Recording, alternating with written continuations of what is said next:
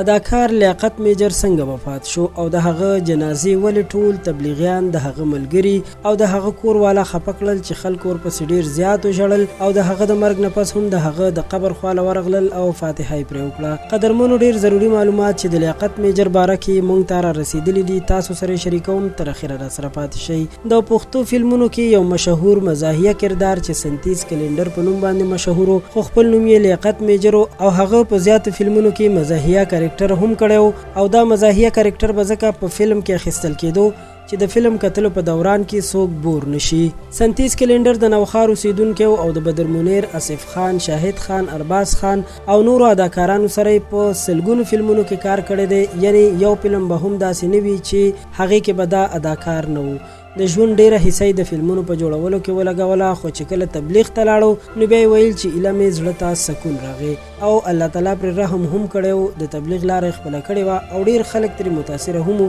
چېرته به چې لیاقت میجر تبلیغ کې تلو نو ډیر خلک به هلته راتلل چې د بیان واوري، ځکه چې فکر به هغوی کولو چې د باندې الله تعالی څومره رحم کړی دی چې تبلیغ ته یې مخه کړې ده. اخر یې د مرګ نیټه پوره شوه او په 2019 کال کې د جون په 21 نیټه باندې وفات شو. د هغه په مرګ باندې ډیرو خلکو اوښکې توی کړي او داسې هم ویل کېږي چې د جون 21 د جمعې ورځ وه، نو د جمعې په ورځ باندې خو چې یو انسان وفات شي تر قیامته به پرې د قبر عذاب نه وي. واقعا چې دغه انسان به الله تعالی ته محبوب انسان وي، نو د لیاقت میجر شمار هم په هغه کسانو کې وو چې الله تعالی ډیر زیات خوښ کړی وو، ځکه چې اول خو الله تعالی د ګندګۍ نه راویستو او بیا د تبلیغ لاره کې ولګولو او په ډیر ښه حالت کې د دنیا نه رخصت شو. ډیرو ملګرو د لیاقت میجر یا سنتیز کلندر باره کې د معلوماتو غوښتنه کړې وه. امید لرم چې دا معلومات به ستاسو خوښ شوي وي او تاسو به د هغه د ژوند او مرګ په مکملو واقعیاتو او حقیقت باندې پوه شوي یئ. پښتو پوسټ چینل در سره سبسکرایب کړئ چې زموږ راتلونکي ویډیوګانې هم تاسو ته په وخت در ورسي.